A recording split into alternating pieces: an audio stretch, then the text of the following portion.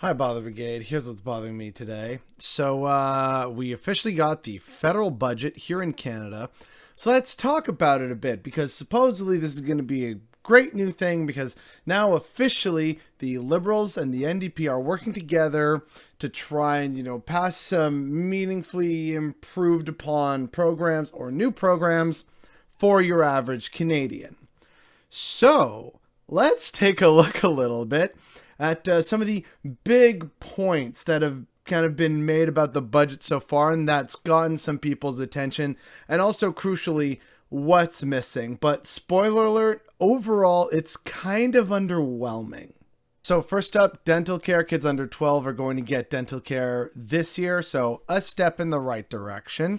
As for pharmacare, though, all the language says is that they have to table a bill in the next year and say how much it's going to cost, but not necessarily what kind of pharmacare bill. So it could still be really atrocious a year from now. So in terms of, oh, look, we get pharmacare too, debatable at best right now.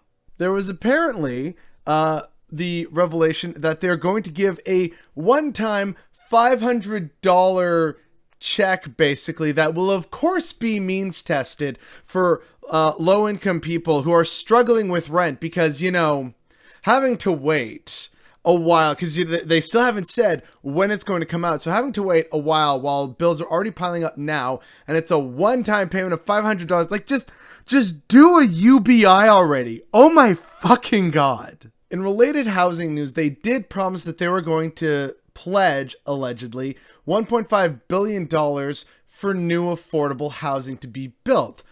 What's the quality of that housing?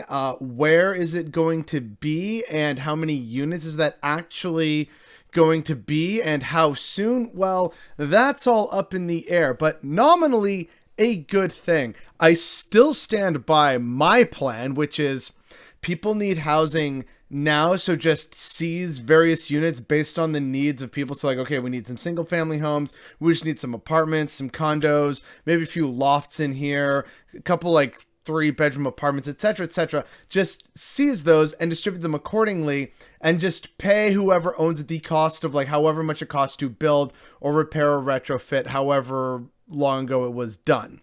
I maintain that that would be the best course of action to immediately solve most of the problem. But anyway, they also said that they're going to ban, at least for 2 years, foreign buyers from the housing market in Canada, which on the surface, okay, not too bad. The problem is that they can still set up dummy corporations, and then, oh look, now it's domestic, and then their investment firms just buy up more properties, and it's really just investment firms, whether they're domestic or not, that are causing and exacerbating the crisis. So on the surface, good. When you scratch the surface, it's revealed to be paper thin and actually terrible. Peak liberalism, am I right? And while we often forget that we are now well over 10,000 unmarked graves found on residential schools or former residential school sites here in Canada, the government is pledging an additional $200 million to be given to Indigenous First Nations that want to continue the search. So they're providing that funding to make that search easier, and they don't have to raise funds for it. So good, I guess. There's apparently something about access for low-income Canadians to an eco-energy retrofit program, but how many low-income Canadians do you think can actually, A, qualify for that, or B, are more than likely renting, so, not really helpful. Also, side note, that's kind of one of those things where they're trying to, they being the capitalist class, are downloading the responsibility onto individuals, right? Look, we all have ways of cutting our emissions, so we're going to make it easier for you, the individual, to cut back on it. Never mind the fact that, like, our resource extraction operations are responsible for the vast majority of emissions. Completely kind of ignores that. However, a different thing that was mentioned in the budget is that they are going to introduce a new surtax on profitable companies that is expected to drum up an additional $6.1 billion in revenue. So that's actually not a bad thing at all. They are also promising $625 million over 5 years for early learning and childcare infrastructure fund, and they're going to build new facilities with this. So again, like we're going back to the sort of like on the surface good, but you scratch a little bit beneath the surface. On the surface good because early childhood education is definitely a thing that is worthwhile and a worthwhile investment to make in successive generations of your future countrymen. So that's a good thing. However, again, this is kind of just the further privatization of childcare and education, which, you know, probably not good for a variety of reasons, which I and others have touched on over the many years. So that's kind of not good in that sense, but at least something positive is being done, right? So that's what's there and what's supposedly promised, which again is contingent on a bunch of conditions and future successive parliaments and like stuff spread out over 5 years. So let's now talk about what wasn't mentioned. If you are a person with disabilities in Canada, you probably didn't like much of what this budget has to say, because there isn't actually a lot of meaningful aid or support now, either financially or in terms of new incentives that will directly help you right now, new programs that can benefit you right now, the changing of like what qualifies as disability, which is basically just forced poverty, right? Also, as some people have been pointing out, my options: work as a person with disabilities, or kill myself trying, or maid, medical assistance in death, or live in poverty. What a time to be alive in Canada. Yeah, these are basically the all terrible, nightmarish options for disabled people in Canada right now. And I remind people that we're still in a pandemic that continues to affect the brain and the body. It is a vascular disease. And the result of that is lots of people, both young and old, developing long COVID, which is a form of disability.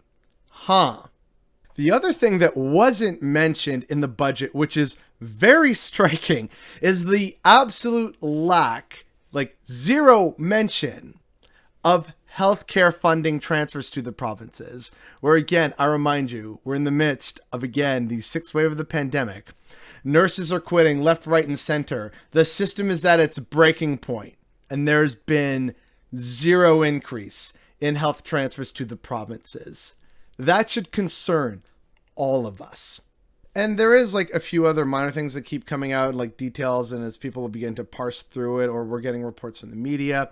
But generally speaking, that's the broad strokes of the budget right now. What is and isn't in it? Oh, except for one thing, billions more in defense spending, because everyone got spooked by Russia, and now we're spending a lot more buying F-35 planes, and further investments in Canada's military. We will see what that is in terms of the Navy, the Air Force, the Army, like, we'll find out, I guess. But it's a lot of billions that could perhaps be more immediately directed to ameliorating the situation for your average Canadian right now who is really struggling. And, you know, not saying defense isn't important given the current climate and Russia and everything. But ask your average person about, you know, the struggles they're facing. It's about healthcare, education, jobs, and some kind of sense of security, hope, and optimism for the future, whether that's with an end to the pandemic or meaningfully addressing the climate crisis. By the way, we approved the new Bay du Nord, offshore drilling project. So there's, you know, the environment minister saying, oh, you know, the new IPCC report is really harrowing. And here he is putting, you know, an official rubber stamp on more fossil fuel extraction, which said report that he's saying, oh, geez, that's real harrowing, says that that is incompatible with limiting emissions to a 1.5 degrees Celsius increase in global temperature. So these are the people we're dealing with, right? Plenty of billions for military stuff and the fossil fuel sector and for resource extraction, and nominally good things like, look, we're giving more for, you know, childcare, and we got pharmacare on the way. You got to trust us on that. We're getting dental care.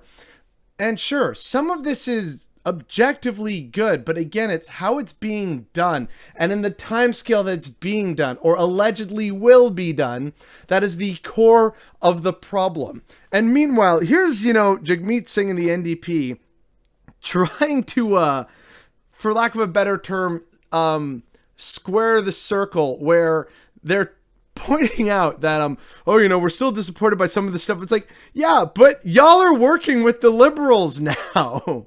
Like, what? So all in all, not a lot of people going to be too happy with this. There is some good stuff here, but a lot of it is just not great. It is substandard. It's farce and spectacle rather than anything meaningful that will address the core problems that are causing the situation today and the things that people actually care about in Canada and need help with. And not, in 5 years, they need help now.